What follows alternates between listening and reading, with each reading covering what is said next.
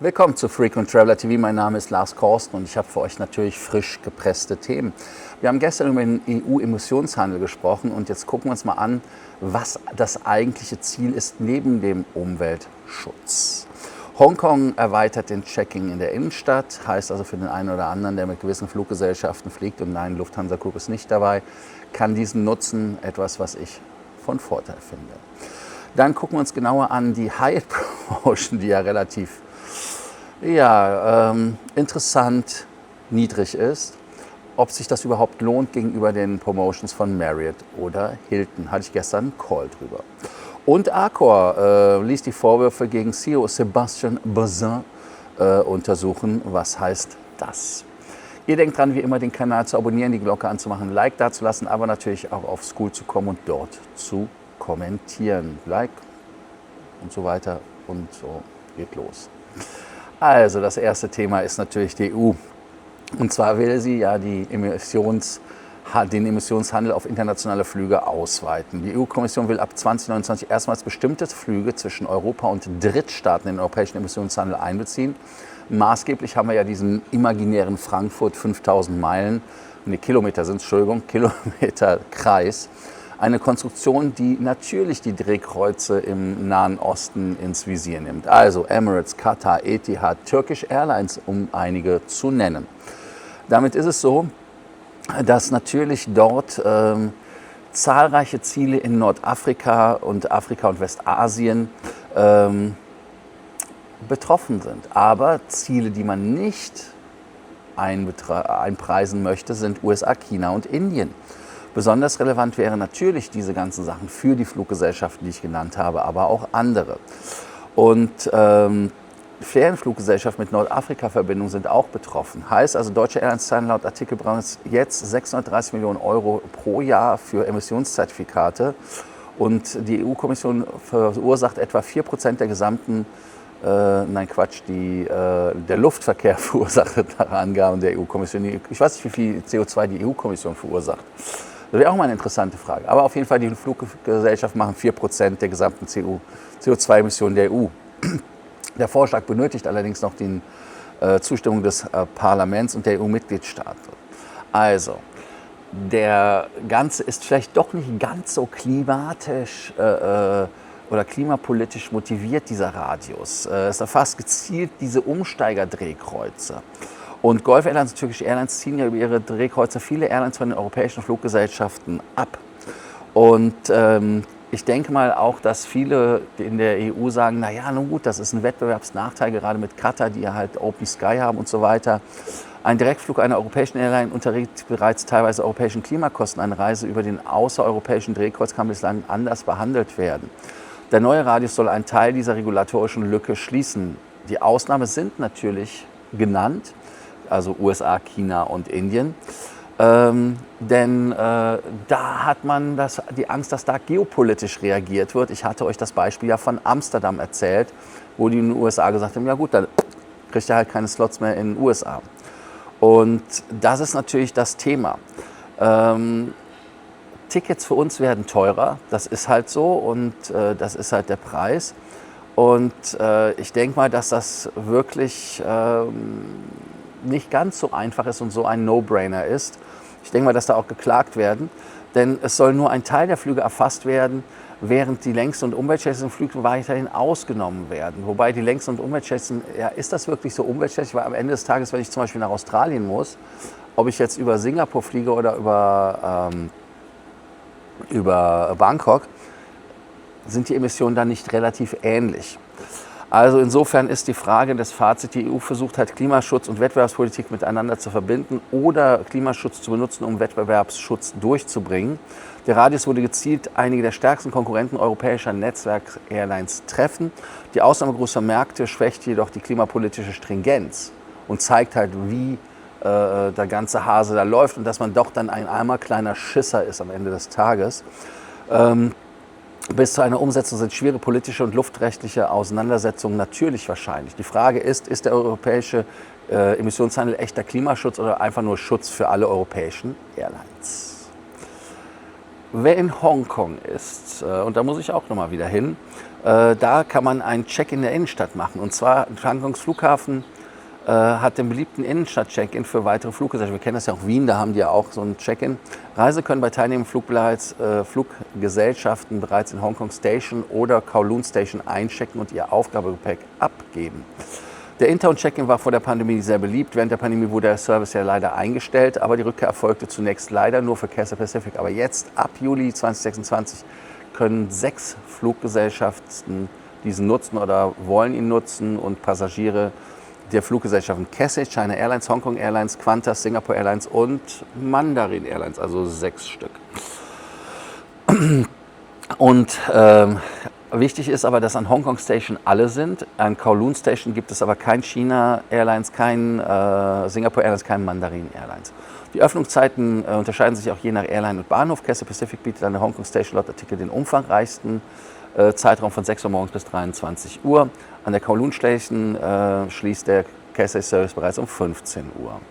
Also das heißt, ihr müsst auch die Annahmeschlusszeiten der Airlines beachten. Der Check-in-Bereich liegt hinter einer Zugangssperre. Reisende benötigen daher natürlich ein gültiges Airport Express Ticket. Ticket vom Automaten, Ticket vom Schalter oder ihr nehmt die Octopus Card, die ja in Hongkong sehr weit verbreitet ist oder eigentlich überall ist. Beim Betreten wird die Fahrt bzw. der Zugang bereits belastet. Dasselbe Ticket oder derselbe Octopus Card wird später für den Airport Express benötigt. Ihr könnt am Flughafen, also das heißt am Flughafen im Bahnhof, könnt ihr die Bordkarte erhalten, einchecken, Aufgabegepäck abgeben, anschließend ohne Koffer weiter die Zeit in der Stadt verbringen. Sicherheits- und Einreisekontrollen weiterhin natürlich am Flughafen. Also insofern schon eine coole Geschichte für den einen oder anderen. Der frühere kostenlose Minibus-Zubringer während der Pandemie eingestellt und nicht wieder eingeführt. Stattdessen bietet der MTR eine Taxiaktion an. Das heißt also, gegen Vorlage der Taxiquittung kann es eine Gemäßigung von bis zu 50% auf den mit der Octopus bezahlten Fahrpreis geben. Reisende sollten die aktuellen Bedingungen, Grenzen und Aktionsraum vor der Nutzung prüfen. Ganz wichtig. Ja, also insofern als Fazit kann man wirklich nur sagen, ist ein klarer Komfortgewinn für den einen oder anderen, der länger in der Stadt bleiben möchte, seinen Koffer abgeben möchte und dann nicht das Hotel belästigen möchte. Besonders wertvoll ist es für Reisende und natürlich ohne Zugang zu den Premium-Schaltern. Die begrenzte Airline-Auswahl und unterschiedliche Öffnungszeiten sind natürlich ein bisschen geschuldet, weil man das Angebot natürlich noch ein bisschen aufbauen muss und ist leider nicht wie vor Covid. Vor der Nutzung solltet ihr natürlich genau prüfen, an welcher Station und wie die Bedingungen dort sind, dass ihr da nicht böse auffallt. Ja, würdet ihr euer Gepäck bereits in der Innenstadt abgeben oder lieber direkt am Flughafen einchecken? Ich habe ja meine Geschichte von Helsinki, glaube ich, erzählt und von Abu Dhabi. Ja, Accor ließ die Vorwürfe gegen den CEO Sébastien Bazin untersuchen. Der Accor-Verwaltungsrat ließ anonyme Vorwürfe gegen den Konzernchef durch eine externe Kanzlei untersuchen. Nach Angeben des Konzerns stellt die Untersuchung keine Verletzung seiner gesetzlichen und treuhänderischen Pflichten fest. Heißt also, ein anonymes Dokument mit Vorwürfen wurde an Mitglieder des Accor-Verwaltungsrats verteilt. Die Untersuchung wurde laut dem zitierten Bericht auf Wunsch Bazins eingeleitet. Man hat also besonders die Sachen geprüft, die Geschäftsbeziehungen zwischen Accor und der Paris Society, mögliche Interessenkonflikte, Vorwürfe einer Bevorzugung bei einer Führungsbesetzung. Ja, also die beschriebenen Punkte sind Vorwürfe aus einer anonymen Eingabe und keine festgestellten Tatsachen. Accor weist das Fehlverhalten zurück. Die externe Untersuchung entlastet Bazin hinsichtlich der geprüften gesetzlichen und treuhänderlichen Pflichten. Und nicht jeder öffentlich diskutierte persönliche Aspekt war Teil der Untersuchungen. Aus dem zeitlichen Zusammenhang und dem angetönten Ausschalten lässt sich keine Kausalität erkennen. Im Artikel angedeutete Verbindungen bleiben natürlich Spekulation. Da sieht man natürlich, wie die Corporate-Welt im Moment funktioniert. Ich denke mal, dass dort ganz klar zu sagen ist, dass Accor die Vorwürfe mit einer externen Untersuchung bzw. der ehemalige Chef da reagiert hat. Es wurde kein rechtliches Fehlversagen oder treuhändiges Fehlverhalten festgestellt. Offene Fragen betreffen vor allem den Umfang der Prüfung, die ungewöhnlich langfristige Nachfolgeplanung, weil er ist ja, glaube ich, 28, will er erst weg. Eine Verbindung zwischen Untersuchung und Bazins geplanten Ausscheiden ist also nicht belegt. Die Frage, die ich euch stelle, ist, wie viel Transparenz schuldet ein börsennotierter Reisekonzern bei internen Untersuchungen gegen seine Führungsspitze? Das spannendste Thema, was ich heute habe, weil es mich am meisten interessiert, ist Hyatt. Lohnt sich Hyatt Sommeraktion gegenüber Hilton? Also, Hyatt gibt ja im Sommer 2026 jeweils 2000 Bonuspunkte für qualifizierende Nächte. Die erste qualifizierende Übernachtung zählt ja wie immer nicht, beziehungsweise der erste Aufenthalt dient jedoch zur Freischaltung. Genau diese Einstiegshürde begrenzt den Wert der Aktion. Denn die Frist ist ja bis zum 1. September, wo man sich anmelden muss. Der qualifizierende Reisezeitraum ist 1. Juli bis 7. September. 2000 Punkte für jeweils 2 qualifizierende Nächte. Bonuszählung erst nach dem ersten qualifizierenden Aufenthalt. Maximaler Bonus sind 8000 World of Hyatt Punkte. Dafür sind 8 qualifizierende Nächte nach dem ersten Aufenthalt erforderlich. Also das heißt 2, 2, 2, 2. Teilnehmende Unterkünfte umfassen Hyatt Hotels, Resorts, Mr. und Mrs. Smith, The Venetian Resort, Homes and Hideaways bei World of Hyatt. Ja, auch bezahlte Nächte als auch Premium-Nächte können qualifizieren. Und gehen wir mal davon aus, was der Punktewert irgendwo bummelig zwischen 1,5 und 2 Cent pro Punkt liegt. Daraus ergibt sich, dass das bei 2000 Punkten irgendwo bummelig 30 bis 40 Dollar Value hat. Heißt also, der Bonus pro qualifizierende Nacht sind 15.000 bis 20.000 US-Dollar. Bei 8.000 Punkten sind das also irgendwie so 120 bis 160 Dollar. Heißt also, die erste Nacht bringt keinen Bonus. Das ist natürlich ein Problem. Dann gehen wir noch mal weiter. Wenn man halt 2 Nächte in einem Hyatt gemacht hat, ist es halt so, dass es halt keinen Bonus gibt. Maximale Ausschöpfung ist halt die qualifizierende Nacht. Dann nach 8 qualifizierenden Nächte ergibt es 8.000 Punkte, Gegenwert 120 bis 120 Dollar. So, jetzt wie ist das gleich? Wann macht es Sinn, dann doch lieber von Hyatt zu Hilton oder zu Marriott gehen? Also, sagen wir erstmal, wann Hyatt sinnvoll ist. Hyatt ist sinnvoll, wenn die Hotelpreise annähernd gleich sind, die Lage vergleichbar ist, die Hotelqualität ähnlich ist, die erste Hyatt-Aufenthalt bereits aktualisiert wurde und anschließend mindestens 2 Nächte geplant sind.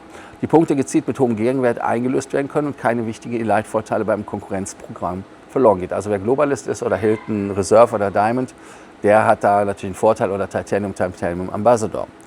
Aber ein Wechsel lohnt sich natürlich dann nicht, wenn Hyatt deutlich teurer ist, das Hyatt-Hotel schlechter gelegen ist, zusätzliche Fahrtkosten entstehen, Hilton oder Marriott wertvolle Statusvorteile verfügbar sind und nur ein einzelner Hyatt-Aufenthalt geplant ist. Also ein Bonus von 30 bis 40 Dollar sollte nicht isoliert betrachtet werden. Bei Hyatt kostet 210 Dollar die Nacht, bei Marriott kostet die 170 und der mögliche Bonus beträgt also 15 bis 20.